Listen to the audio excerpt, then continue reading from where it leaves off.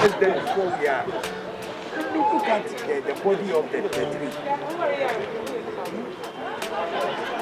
tree. This company started in 1908, and then in 1972, Wezek Sangari, who took over from the father Amin, revived the company and then registered as a limited liability company, and it became Amin Sangari Industries Limited.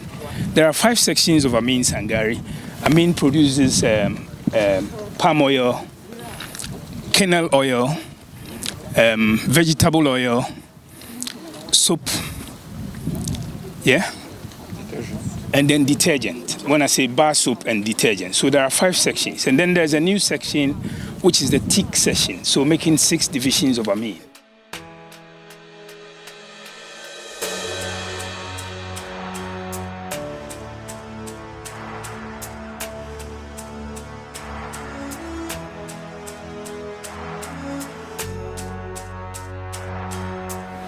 Every well-meaning Ghanaian should be interested in making sure that this factory is revived.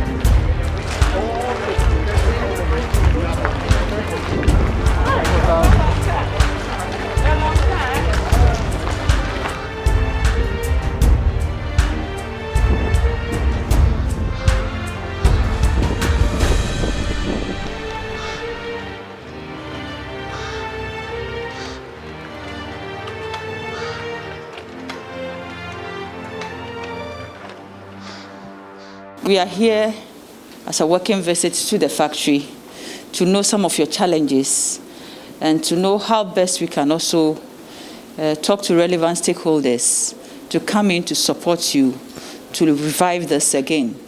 We know this is the only factory in the region which was giving so much employment to the unemployed youth. So if it is revived, it's going to give us some kind of relief. I'm happy to also note that the factory itself has done 1 or 2 engagements. They've written to the One District, One Factory Secretariats for assistance. This is telling me that we should quickly come in to support Amin Sangari to get the facility to make this factory functional. It is very, very important. Looking at the kind of equipment they have here, and the kind of production they have done over the period. As a matter of urgency, we need to quickly come together to support Amin Sangari to do this. I learned the factory has been in existence for over 40 years, I'm told, and we cannot allow it to go waste. Even the teak trees that they are preparing for the electricity poles, it's so beautiful to know it is being done in our region, for which we need to be very proud of. So, Mr. Director, I want to assure you that the government will do everything possible to make sure this factory is revived. What we are interested now is to see whether if you could be able to actually work on to get a state-of-the-art machinery to maximize production and all that, you see, so that the capacity will maximize and all that. Then, of course, we get the quantum of I mean, the cost details of the machinery that is going to, I mean, change some of your outboarded machinery and all that to make this. And also, I just want to ask, in your capacity, how many direct and indirect workers are you going to actually work on? Assuming we bring this factory to every capacity. There are 5 reasons why the company collapsed, and one of them was pilfering. Look at the yard. It's so big that staff monitoring becomes a problem. So what we have suggested is that they put in place CCTV cameras so that there will be a control room to monitor when the company comes back, and this will cut down the pilferage.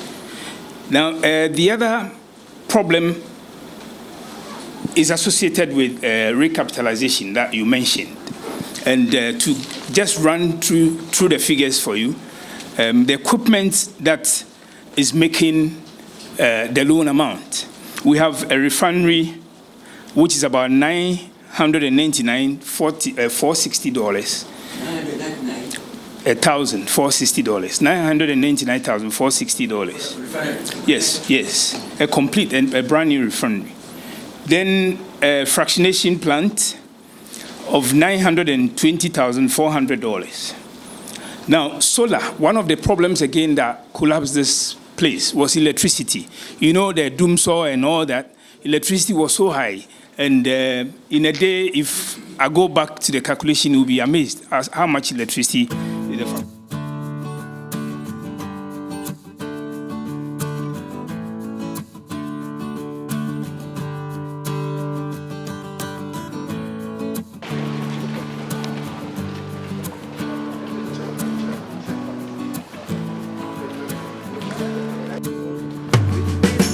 Bring it in, as you see, and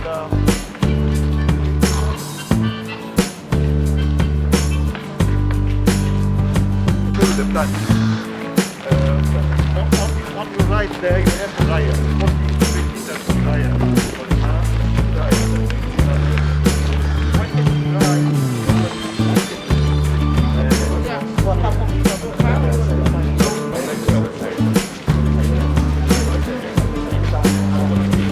Also, you have here big time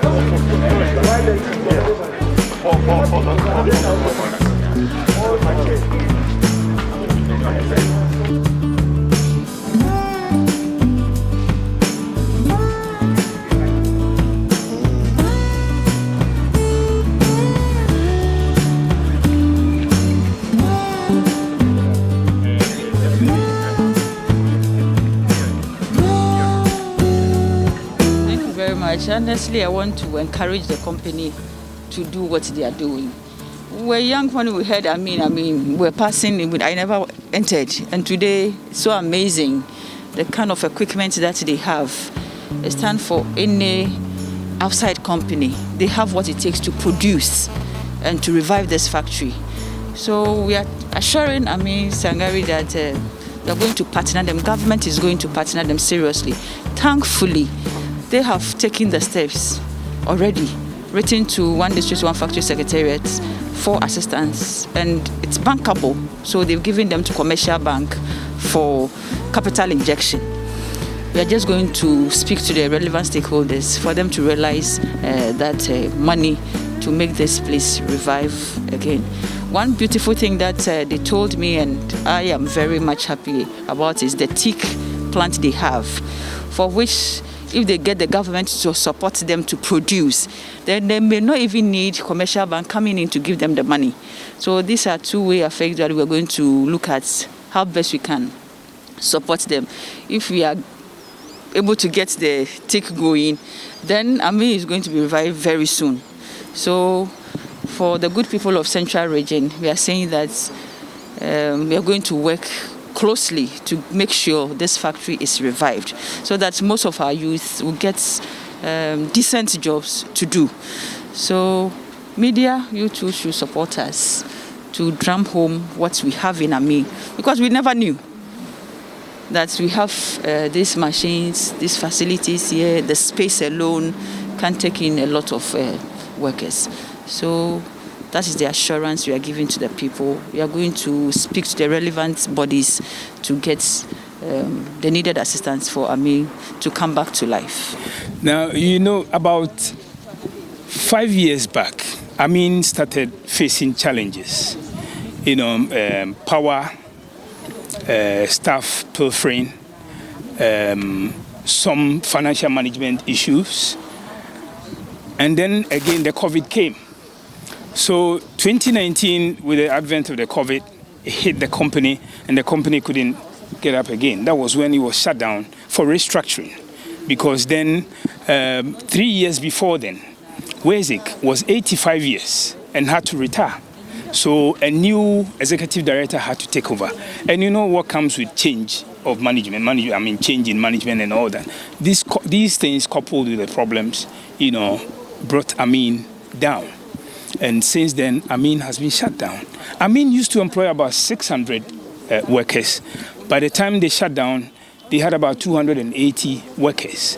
This is the main source of livelihood for people in Cape Coast and its environs. Because even with the palm fruit supply, there are a lot of agencies coming right down from Twifo-Praso, Abra Dunkwao, Asimfosu, and the rest, bringing fruits here to buy. So once the factory is shut down, you know the problems.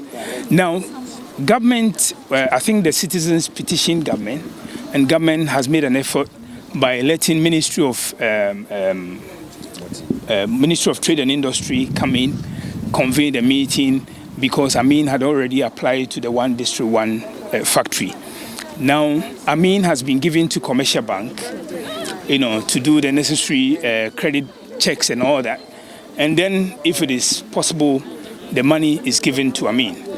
It's been, what I will say is that the movement has been a bit slow. And that is what is bringing us. We are all waiting on Commercial Bank for a decision. So what we require now is that once the minister has been here and he's seen it for himself, and then all the other agencies have seen it, I'm sure the process will be faster. It's a decision. The bank has to take a decision. The bank will have to come and inform themselves of what is here and the books and everything, and then the banks take a decision. You understand? So nobody can take a decision for the bank. The bank has to take a decision that, okay, the loan is approved in principle or the loan will be declined. And that's what we are waiting for. How much do you need to resuscitate? We need almost 3.8 million. It's 3.7 something. It's almost $3.8 million. $3.8 million to resuscitate the place here.